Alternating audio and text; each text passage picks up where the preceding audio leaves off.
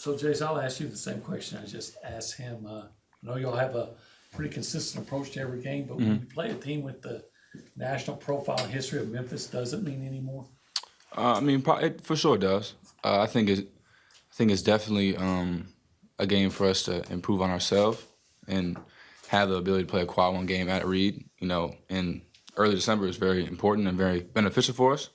So I think it's definitely, you know, we're not going about it like we're going about it the same way, but we got in the back of our head. We know it's Memphis. We know they're a really good basketball program and they're coached really well. So I think it still is similar. Though we're doing our stuff. We're doing our 2 day before. We're working on us. Going about it the same way. We just had to be locked in a little bit more, just because we know they are a really good basketball team. Coming into this program, in what ways did you notice that offensive rebounding was emphasized more than maybe anywhere else you've been? The first time I talked to Rock, and watching them. I mean, I feel like I'm a basketball player. I rebound the ball. I've been rebounding the ball my whole life. So to watch them and see how ferocious they are on the offensive glass and defensive glass, it definitely caught my interest. You know, Buzz just loves it. You know, Buzz loves rebounding effort, and he's emphasizes it every day in practice, in film, in the game, before the game. Like, it's just something that we really preach. So it was definitely beneficial to me, and I loved hearing it. And just watching, you know, Dex play last year and Andy play last year and Henry do the job they were doing last year, it definitely caught my eye that I could tell it was important. And I think we're number 1 in the country. Just 2 now. But number 2? Yeah. So Y'all top made 2. shots. Yeah, we made some shots last game, so it changed. But I think it just goes back to our work and our preparation to it every day. Was it the approach, the strategy they have around rebounding, was that different than you had seen before? A little bit, just because it's a little bit more strategic. Mm-hmm. You have to think about it a little bit more, but go get the ball. I mean, that's point blank period. You know, you just have to do your job, hit. So I definitely, for me, it wasn't that big of a change, just because, you know, I've always been taught, okay, let me look away.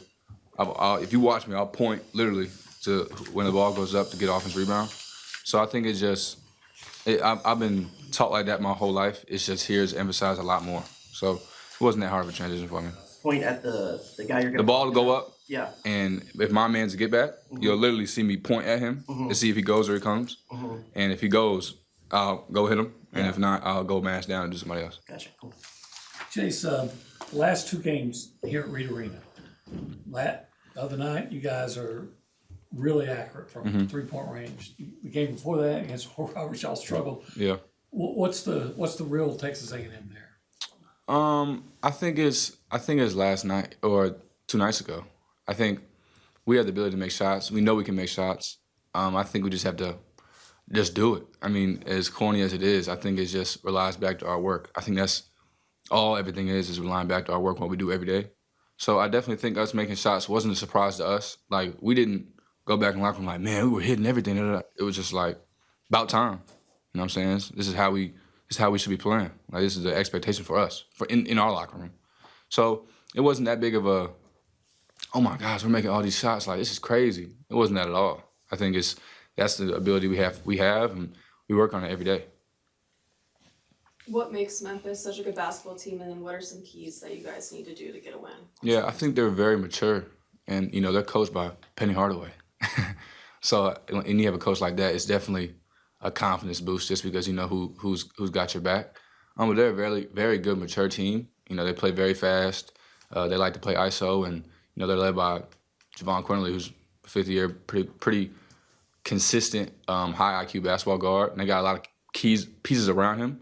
So they're just a really good, well-around team, and they play aggressive. They're smart, and I think their maturity is very high just because of how old they are. Are you an NBA historian? I mean, did you know about Penny Hardway of before? Course. How Yeah. so?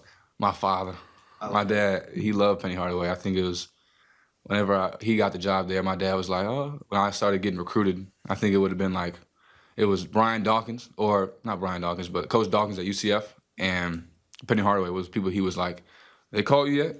So my dad loved Penny.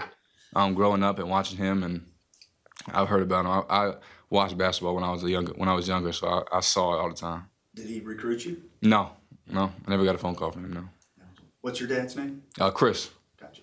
Yes, sir. Is it common spelling? CHRIS? CHRIS. Got it. Yep. Thank you. Yes, sir.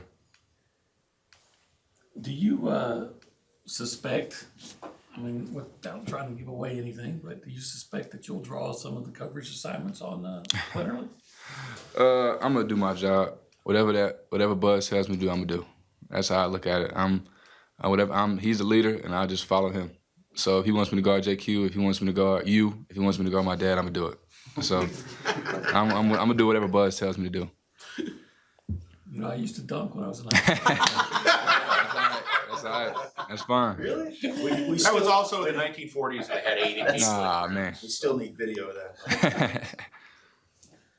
Anything else? All right. So appreciate you guys. Thank you.